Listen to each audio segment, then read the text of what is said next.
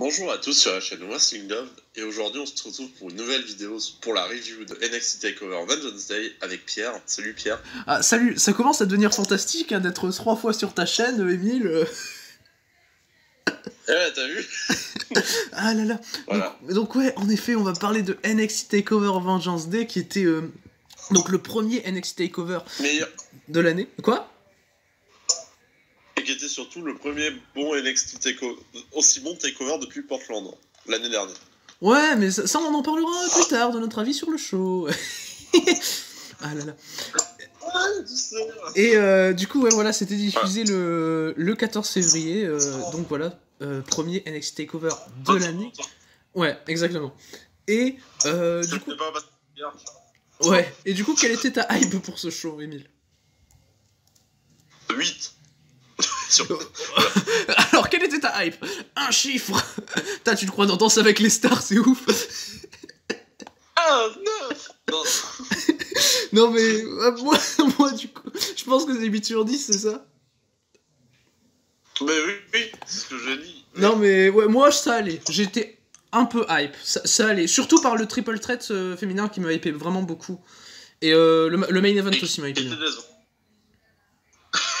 Ouais, non, ça va corps, il y a pire, il y a eu pire. Ça va. Et du coup, voilà pour cette hype pour NXT TakeOver Vengeance Day, on va commencer maintenant avec l'opener. L'opener, c'était le match pour les titres, enfin pour le Dusty Rhodes Tag Team Classic féminin, le tout premier ever Dusty Rhodes Tag Team Classic féminin. Et en 18 minutes, on a eu Dakota Kai et Raquel Gonzalez qui ont battu Ember Moon et Shotzi Blackheart. Alors le match, ça va. C'est pas fou non plus parce que franchement Shotzi Blackheart elle est dégueulasse dans une grosse partie du match. Shotzi Blackheart c'est zéro fluidité, c'est dingue. Franchement Shotzi Blackheart là, autant j'adorais quand elle était indie US, là NXT je peux pas, il y a aucune fluidité dans le ring, c'est non. Il y a surtout un qui va dans le match. Et quoi? Le match, il y a des botches partout. Oui, non, il y a un truc que j'ai bien aimé dans le match, tu vois, c'est quand Ember Moon elle fait son Eclipse sur Raquel Gonzalez et que t'as Kai qui brise le pin. Je suis content que ce soit pas juste Gonzalez qui s'est kick out du finisher, ça m'a plu, tu vois, pour protéger l'Eclipse. Mais franchement, c'est surtout... Oui, mais là ça m'a plu. Là ça m'a vraiment plu parce que je me suis dit Gonzalez va se dégager vu comment elle est bookée et tout. Et ça m'a plu qu'il finalement il la fasse pas se dégager. Tu vois. Oui. Et enfin voilà, après Blackheart, franchement Blackheart elle est green. Oh là là là là. Et Dakota Kai à la fin elle avait la flemme. Franchement sur les 3-4 derniers spots, vraiment Dakota Kai tu sens qu'elle avait vraiment la flemme. Moi j'ai mis 3 parce que ça reste pas dégueulasse. Mais voilà. Et c'est une victoire pour l'Australie dans cette Coupe du Monde de Dusty Rhodes. Ouais, en effet, Dakota Kai et Raquel Gonzalez qui remportent le Dusty Rhodes Tag Team Classic féminin. T'en as pensé quoi toi du match, Émile? C'était bizarre. J'ai bien aimé sur le moment, mais c'était très bizarre. J'ai mis 2. Oui, bah, non, je comprends pourquoi t'as mis 2. Après, tu vois, t'as des spots que j'ai bien aimés. Mais franchement, après, franchement, je mets surtout le problème dans le match, c'est surtout Shotzi Blackheart pour moi. Franchement, c'est tout. Tout le monde fait de la merde. Franchement, Ember Moon, je l'ai trouvé au-dessus des autres. Mais le reste, ça botche. Moi, je suis d'accord. Pourtant, Ember Moon, je suis pas le plus grand fan, hein, mais là, elle était vraiment au-dessus. Ouais. Enfin, après, c'était facile d'être au-dessus, quoi. Même Dakota Kai, franchement, j'adore Dakota Kai, mais là, elle a fait une perf médiocre par rapport à ce qu'elle peut faire d'habitude, tu vois. Mais, enfin, voilà. Ça reste un bon match. Du coup, Kai et Gonzalez qui vont aller challenger Nia Jax et Shayna Baszler, ou Lana et Naomi, hein, le rêve pour les titres par équipe féminin. Qu'est-ce que tu penses de Kai et Gonzalez qui vont vers les titres par équipe féminin? Elle le mérite. Tout simplement, c'est la première vraie équipe féminine de NXT. Oui, je suis d'accord. Non, oui, je suis d'accord, pour moi, elle le mérite. Bah, t'avais Yoshirai et Kairi Ujo aussi qui avaient tag à NXT. Ouais, mais c'est différent. Il y en a une qui s'est fait enterrer dans le main roster. Raquel va péter la gueule de Nia Jax et de son trou. Ah là là, petite référence à Arrow, évidemment, on aime les tables match entre Lana et Nia Jax. Ils ont continué. Hein. Ah oui, ils forcent avec Nia Jax, ils forcent. Du coup, voilà pour ce match. Et aussi, j'ai trouvé... Ouais, mais aussi, tu vois, je trouve que le match est vraiment trop long, tu vois, 18 minutes, franchement, ça aurait été bien plus propre s'il l'avait fait un peu plus tôt. Enfin, un peu plus tôt, un peu plus court, tu vois, voilà. Oui, non, c'est clair. Oh là là. Du coup, voilà pour ce petit opener, tranquille. Pour moi, c'est le pire match du show, hein. Je dis, pour moi, c'est le pire match du show. Et on va passer maintenant au match pour le titre nord-américain. Le match pour le titre nord-américain, c'était Johnny Gargano qui défendait contre Kushida. Et en 25 minutes, Johnny Gargano a conservé son titre.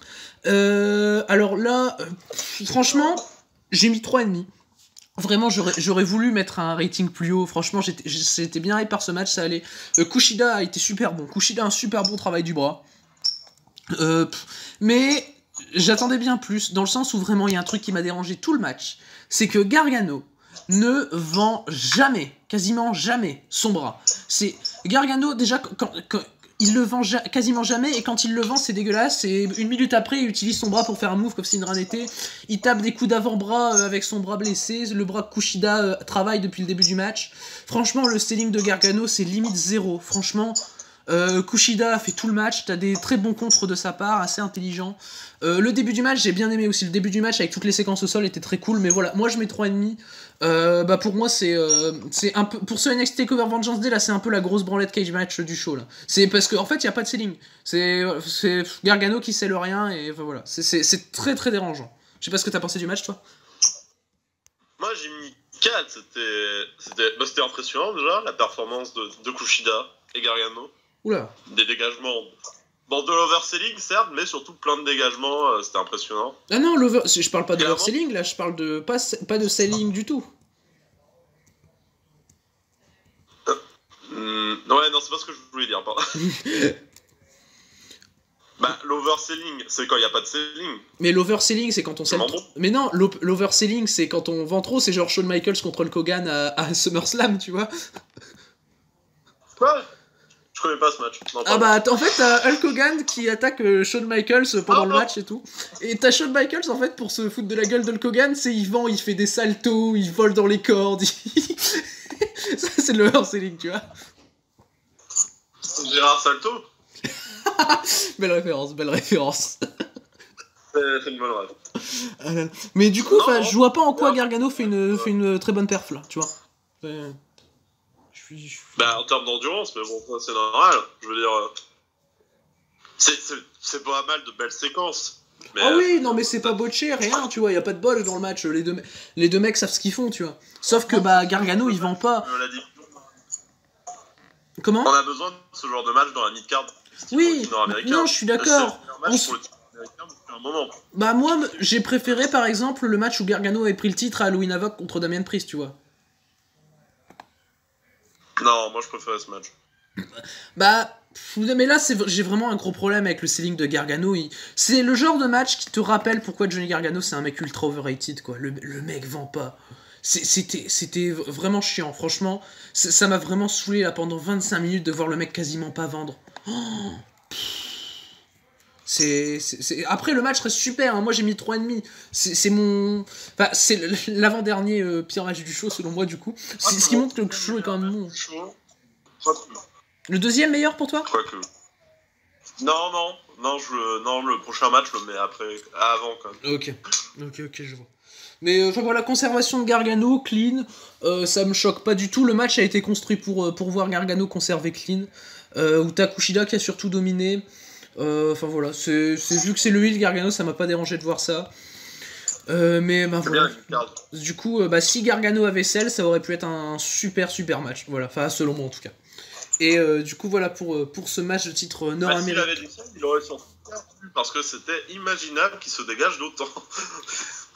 Bah en soi, il s'est pas dégagé de finisher, tu vois. En soi, à partir du moment où il se dégage pas de finisher, ça me dérange pas moi. Je veux dire, il y avait autant de selling que Jun Akiyama contre Edge sur Kevin, donc ça m'a paru c'était bizarre. Ah là là. Heureusement que Jun Akiyama vend vraiment. Ouais, Edge, voilà. Parce que Jun Akiyama. Non, heureusement que Edge vend vraiment. Bon, il y a quand même un monde entre Jun Akiyama et Yaji. On va passer au Dusty Rhodes Tag Team Classic masculin, la finale du tournoi. C'était MSK, donc Nash Carter et Wesley, anciennement les Rascals à Impact, contre les Grizzled Young Veterans, qui sont pour la deuxième fois d'affilée en finale du tournoi. C'était donc James Drake et Zach Gibson. Ouais, pour la deuxième fois d'affilée, une défaite pour les Grizzled Young Veterans, puisque donc MSK ont remporté le match au bout de 18 minutes 30. Moi, personnellement, c'est mon troisième match préféré du show. J'ai vraiment trouvé ça bon. T'as des spots, ils sont vraiment bons. Du très bon catch technique et du bon high fly, pardon. Et le selling de Wesley. Oh là là, j'ai adoré. Franchement, il vend super bien, surtout les séquences en dehors du ring là. J'ai trouvé qu'il vendait super bien. Quand t'as James Drake qui s'élance pour un dive et qui fait une close line avec Gibson qui tient Wesley à l'extérieur du ring, et t'as le selling de Wesley, je l'ai trouvé fantastique. Et je suis content que MSK gagne le tournoi juste après leur début, quoi. Surtout, il faut le noter, de la protection de finisher. Oui. Après ça m'a pas tapé dans l'œil spécialement, parce que selon moi ça me paraît logique, mais oui. Oui, mais encore une fois, ça l'est pas. Oui, vu qu'on est à NXT, ça l'est pas, la protection de finisher, c'est pas logique. Donc. Non, voilà. Mais franchement, ouais, Wesley MVP du match sans hésiter. Sans hésiter. Et très bon match par équipe. Moi, c'est un bon 3,5. J'aurais peut-être pu mettre 3,75 si j'avais été un peu plus investi dans le début du match. J'avoue que j'ai mis du temps à m'investir dans ce match. Je sais pas pour toi, Emile, si t'as mis du temps à t'investir ou pas. Non, moi, ça m'a pas choqué, hein, c'est normal. Hein. Il y a de l'enjeu, c'était pas... Mais j'ai aucun problème avec le rythme du match. Ça part un départ en flèche. J'ai aucun problème avec le rythme du match. Et moi, même, je préfère pas avoir un départ en flèche. Mais... Je sais pas, j'ai mis du temps à m'investir, l'action m'a pas parlé de suite, tu vois. C'est tout simplement ça. Moi j'ai mis 4,25. Ouf. Ah oui, grosse note. Ok, je vois, grosse note. Du coup, je pense que tu conseilles bien le match. Ça ne m'étonne pas. Oui, vraiment bon match pareil. Pour moi, de toute façon, c'est le deuxième ou troisième meilleur match du Dusty Rhodes Tag Team Classic, hein, ça. Moi, je mets que le MSK. Je mets que le MSK contre les Legado del Fantasma du dernier weekly devant, tu vois. Je l'ai pas vu, du coup, je peux. On avait regardé à deux les weekly. Si tu l'as vu, on l'avait regardé à deux NXT. Alors. C'est le NXT qui était juste avant le gros show de la TGP. Oui, j'ai compris. Ah là là. Je te rappelle que c'est ta chaîne. Mais sur ma chaîne, je ne regarde pas tous les shows. Et donc du coup, après cette finale du Dusty Rhodes Tag Team Classic masculin, donc remporté par MSK, on va passer au NXT Women's Championship avec Yoshirai qui défendait le titre contre Mercedes Martinez et Toni Storm, et en seulement 12 minutes pour le plus court match du show. Yoshirai a conservé le titre avec un moonsault sur Mercedes Martinez. Franchement, moi j'ai mis 4. Pour moi, c'est le deuxième meilleur match du show. Mais j'attendais mieux. J'attendais vraiment mieux. Tu sens, franchement, t'as 12 minutes où tu sens que les trois sont tellement talentueuses. Tous les spots sont tellement bien amenés, sont fluides, sont tout ce que tu veux. Ça allait fort. Mais j'étais vraiment déçu que ça soit aussi court. Mais là, je lâche quand même le 4 parce que putain, c'est fluide, quoi, bordel. Franchement, le heel work de Storm est super. Shirai, fantastique, MVP, tout ce que tu veux. Ce qui m'a peut-être un peu dérangé, c'est Martinez qui se dégage du Storm Zero. Je suis toujours un peu dérangé avec les kick-out de finisher. Mais voilà, moi je lâche le 4 parce que moi j'ai trouvé ça super bien exécuté, quoi. Même si c'est bien trop court pour moi, j'ai trouvé ça super bien exécuté. Je suis d'accord avec tout ce que t'as dit, mais c'est une déception. Ah oui, je pouvais pas mettre 4. Ah non, je suis déçu du match. Je suis déçu du match et je lâche quand même un 4 pour te dire. Mais enfin voilà. Non, moi je vais plutôt lâcher un 3,5. Hein. Oui, là, après je comprends. Franchement, je comprends. T'as le spot aussi bizarre avec la table des commentateurs qui m'a un peu sorti du truc, personnellement. En vrai, si je mets 3,75 à la top défense de Yoshirai, je dois mettre 3,75 à ce match-là. C'est obligé. Moi, perso, c'est ma défense préférée de Yoshirai, tout simplement. Voilà. Voilà. Mais franchement, t'as des spots qui sont super, quoi. J'ai envie de voir cette émission prendre le titre. Bah moi aussi, mais je pense que Tony Storm va prendre le titre dans un 1 contre 1. Alors, alors ça serait bien qu'il fasse un takeover vers le WrestleMania, ou avant, et que Tony Storm prenne le titre là, ce serait bien. Ouais, non, je suis d'accord avec toi. Non, je suis d'accord avec toi. Moi, j'espère vraiment que Tony Storm va lui prendre le titre Enfin, après, le plus tard possible. Hein, moi, Il y a eu un faux takeover. Donc, mais pour moi, s'il y en a une qui mérite de lui prendre le titre, c'est Storm pour moi. S'il y en a une qui mérite de lui prendre le titre, c'est Storm. Mais là, vraiment, le match est super bon, quoi. Je trouve même le match assez underrated parce que je trouve qu'en fait, vu que les gens ont été déçus, bah, ils ont assez mal accueilli le match, alors qu'en soi, enfin, même moi, je suis déçu, mais j'ai trouvé ça super propre. Non, je suis d'accord. Non, oui, pour moi, vraiment, en tout cas, match super propre, je conseille bien. Moi, c'est un bon 4.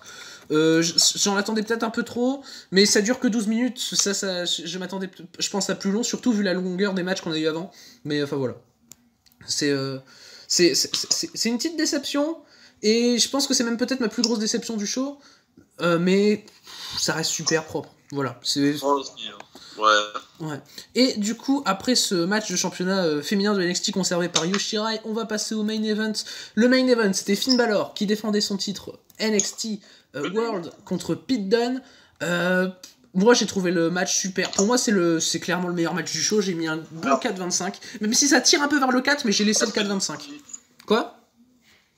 Moi, j'ai mis 4,5. T'as mis 4,5 ? Ok, bah, déjà je vais dire ce que j'ai pensé du match dans l'ensemble. J'ai adoré, le début est super. Alors, attends. Ouais. Juste ils ont refait le truc avec des entrées épiques un peu, qu'ils font lors qu'il y a des gros matchs de championnat NXT. Ça, j'aime bien quand ils le font. Ça aide à l'atmosphère. Moi, ça me fait ni chaud ni froid, honnêtement. Super. Moi, faites juste un truc dans le ring, je demande pas des entrées de taré, moi juste faites un truc dans le ring, quoi, c'est tout.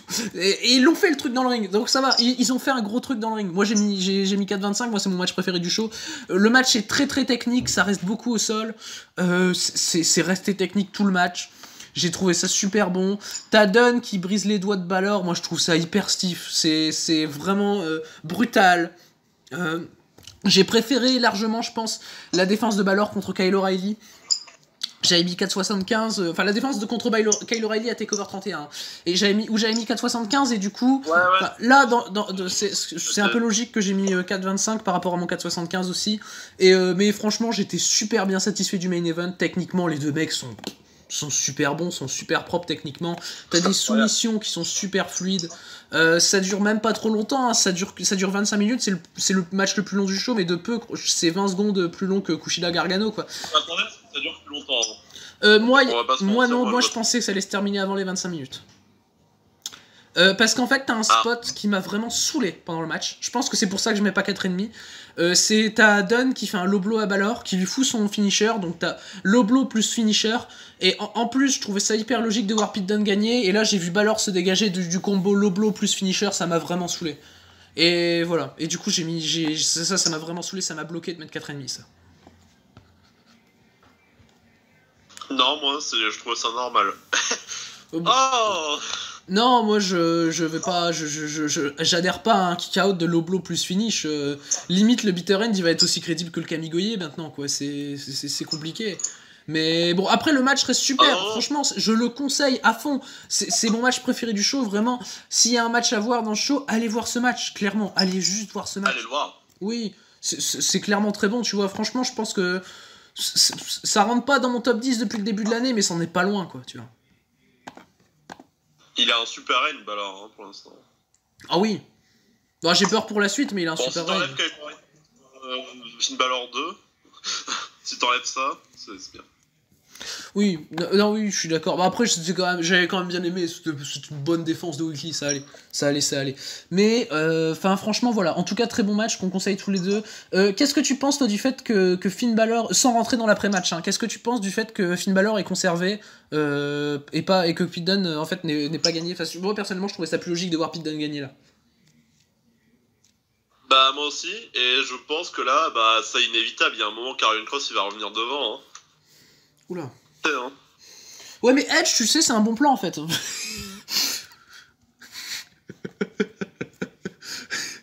Edge, tu sais, ça peut être mieux que Karrion Cross. Ah là là. Mais du coup, voilà pour ce match de championnat NXT. Je pense que là où on va avoir du débat, ça va être là, l'après-match. Alors déjà, je vais compter ce qui s'est passé dans l'après-match et après on donnera nos réactions. Alors après-match, Danny Burch et Oney Lorcan, les champions par équipe de NXT, attaquent Finn Balor. Pete Dunne attaque Finn Balor également. Vraiment, il défonce Finn Balor. l'Undisputed Era, Adam Cole, Kyle O'Reilly, Roderick Strong font leur entrée. Ils sauvent Finn Balor, ils célèbrent ensemble, voilà, t'as Dunne, Burch et Lorcan qui se font dégager du ring par l'Undisputed Era et par l'Undisputed Era, pas par Balor parce que Balor il est encore au sol. Ah là là. Et après, ils s'apprêtent tous à faire le signe de l'Undisputed Era. Finn Balor s'apprête à faire le signe de l'Undisputed Era. Et Adam Cole, from Out of Nowhere, fout un gros super kick à Finn Balor. Du coup, Kyle O'Reilly, il est pas content parce que lui, il est pote avec Finn Balor. Depuis leur rivalité, tout ça, ils sont potes. Et du coup, Kyle O'Reilly le fait savoir à Adam Cole. Adam Cole, il se vénère, il trahit Kyle O'Reilly et il lui fout un super kick et il se casse. Et Roderick Strong est dans l'incompréhension la plus totale. Alors, je pense que que tu vas commencer, à dire ton avis parce que je pense que j'ai beaucoup plus de choses à dire sur cet après-match. Vas-y, Emile, dis-nous ton avis sur ce qui s'est passé. Si on remonte à loin, par rapport à la fois où... déjà la fois où Finn Balor a juste tourné heel, et ensuite la fois où il a, entre guillemets, trahi l'Undisputed Era vite fait, c'est logique qu'il se passe ça. Et je trouve que c'est super que ça soit raconté, qu'au final déjà qu'on arrête l'Undisputed Era parce qu'à un moment ça devenait redondant. Vraiment. Alors. Et c'était entre guillemets probablement la meilleure fin à booker, c'est-à-dire faire une scission entre Adam Cole et Kyle O'Reilly pour enchaîner sur une feud. Et d'un côté garder Adam Cole heel. Moi je voyais pas Adam Cole rester face. Déjà c'était très bizarre de voir Adam Cole face pendant tout ce temps. Ça me dérangeait pas, mais ça marchait. Fait que ça s'arrête. Moi honnêtement, arrête l'Undisputed Era, je m'en fous. Arrête l'Undisputed Era ou pas, franchement c'est pas ça qui va me choquer. Mais juste ce que je dirais par rapport à cet après-match, c'est juste qu'on arrête Adam Cole, quoi. Non, c'est plus possible, quoi. Franchement, l'overpush d'Adam Cole, ça saoulant. Mais vraiment, Adam Cole, il est là tout le temps. Il y a NXT en fait qui se centralise sur Adam Cole. C'est cet après-match de match de championnat NXT, c'est tellement la preuve que NXT peut pas vivre une seule seconde sans Adam Cole. Alors que Adam Cole, je suis désolé, je sais que pas beaucoup de monde pense ça, mais Adam Cole, il est overpush à la mort. Adam Cole, il a tout pour lui. Adam Cole, il est chiant. Quoi ? Non mais le problème, c'est que vu que t'as des catcheurs qui montent pas dans le main roster, tu peux pas renouveler NXT. Mais si tu peux renouveler NXT, t'as des mecs qui sont ultra talentueux. Enfin, je dis pas qu'Adam Cole est pas talentueux, mais comparé à Adam Cole, enfin voilà quoi, le choix est vite fait. Mais NXT qui se centralise vraiment, on s'est tapé Adam Cole pendant un an champion NXT. D'ailleurs, on va parler d'un truc. Ouais. Attends. On va pas parler d'un truc, on va pas parler de Eli Drake. Ouais, mais je comptais y venir après le show. Ah là là. On parlera après de Eli Drake qui a fait ses débuts dans le kick-off du. On parlera de l'autre signature aussi de WWE. Et quoi ? Est-ce qu'on parlera de l'autre signature de WWE ? Si tu veux, même si elle est pas apparue dans le show, si tu veux. Bien sûr. Mais du coup, voilà, c'est vraiment chiant de voir Adam Cole à cette place-là aujourd'hui, parce que là, je vois la carte du takeover, j'étais vraiment super content, je me dis putain, il y a un takeover sans Adam Cole, là ça fait plaisir, tu vois. NXT, j'arrive devant le takeover, je me dis putain, franchement, allez-y les mecs, tu vois. Et le takeover est très bon. Pour moi, c'est le meilleur takeover en termes de qualité de match depuis NXT Takeover Portland, donc en février 2020. Donc ça fait un an qu'on n'a pas eu un aussi bon NXT Takeover. Et là, me prendre cet après-match, mais c'est du foutage de gueule, mais complet. C'est une dinguerie de foutage de gueule, quoi. C'est juste respecter NXT, arrêter d'overpush Adam Cole, quoi. Franchement, je peux juste pas le voir, Adam Cole, en fait, tout simplement. C'est loin d'être un mauvais catcheur, mais c'est loin d'être un catcheur qui mérite son push, quoi. Enfin voilà. Et ça me saoule, et tu vas voir, Et tu vas voir, là, il a attaqué le champion NXT, tu vas avoir un Cole Balor pour le titre NXT. Bien sûr, ça va être dans un main event de TakeOver parce qu'Adam Cole, faut bien le pusher comme il faut. Et Adam Cole, il va lui prendre le titre, évidemment. Et ça me saoule. Franchement, je suis saoulé vraiment de l'overpush d'Adam Cole. Voilà. C'est que ça soit un champion de transition pour Kyle O'Reilly. Si O'Reilly a perdu 2 fois contre Balor, c'est pas pour aller gagner derrière. Hein. O'Reilly, champion NXT, moi j'y crois plus du tout, hein, honnêtement. Non, mais c'est pas la question. Moi j'y crois pas du tout à O'Reilly champion NXT. Et enfin voilà. Adam Cole, qui est toujours là pour faire tourner NXT autour de lui, alors que ça fait chier, quoi. C'est juste, il fait chier Adam Cole. Et puis on continue l'overpush pour les prochains mois, apparemment. Voilà, c'est juste, voilà. Moi j'ai trouvé la fin de TakeOver absolument atroce. Je sais qu'énormément de gens ont aimé parce qu'énormément de gens marquent sur Adam Cole. Ce qui n'est absolument pas mon cas, comme vous l'aurez compris. Adam Cole, c'est quelqu'un que je. Plus avec le circuit indépendant, mais bon.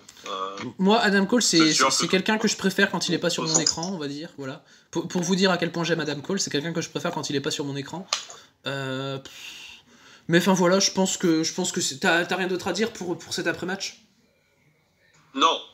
Aussi, on parlait d'Eli Drake. On va parler d'Eli Drake, parce que là, je voulais parler, après le show, je voulais parler de certaines nouvelles signatures par rapport à NXT, et je voulais parler précisément de Eli Drake, donc avec son nouveau nom WWE LA Knight, que je trouve dégueulasse d'ailleurs ce nom, il va... je le dis, et il a débuté dans le kick-off où il a fait une promo pour donner un avertissement aux champions, que ce soit NXT ou nord-américain, voilà. Et pendant le show, on a vu un angle où en fait il signait son contrat avec William Regal pour NXT. Il a surtout parlé avec Bad News Barrett, il a enchéri sur un truc qu'a dit Bad News Barrett, du coup c'était pas Wade Barrett. Bah en fait, c'est Eli Drake qui fait comme Bad News Barrett, il fait le move NWA WWE Eli Drake, comme Bad News Barrett. C'est vrai.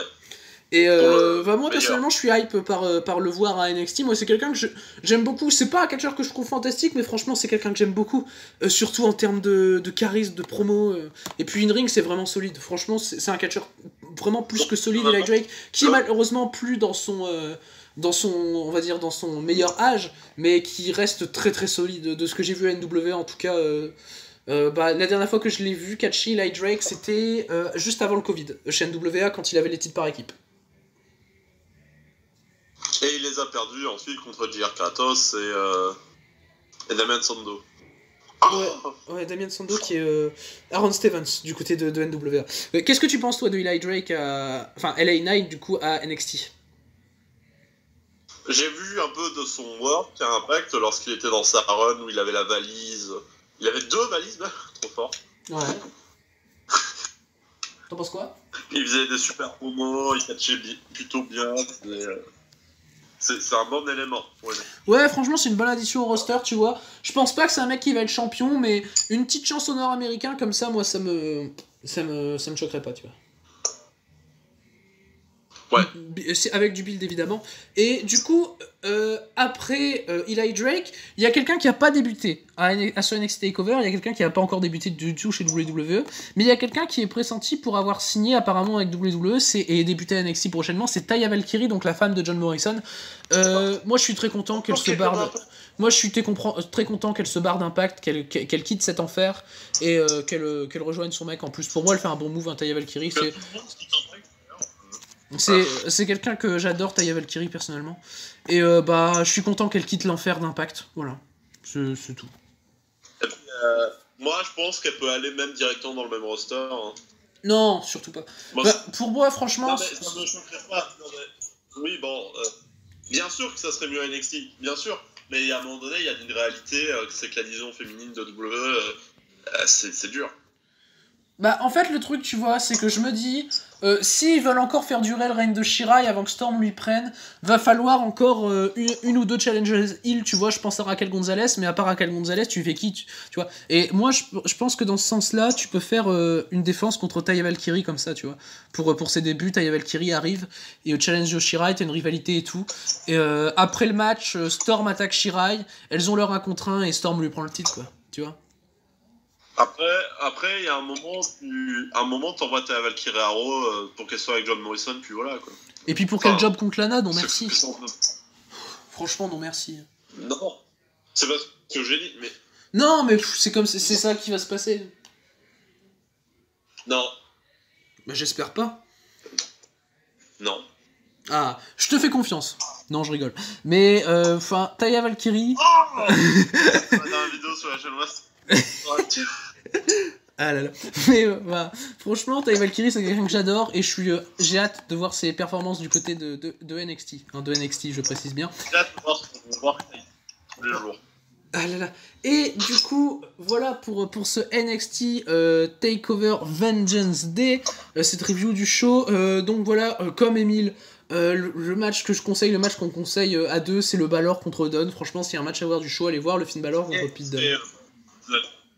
Super bon catch technique. Ok, NXT contre Grizzled Young Veterans. Bah moi, le deuxième match que je conseille, c'est le triple threat féminin quand même. Tu vois. Moi, je conseille tout le show en fait. Pas l'opener. Non, on est pas l'opener.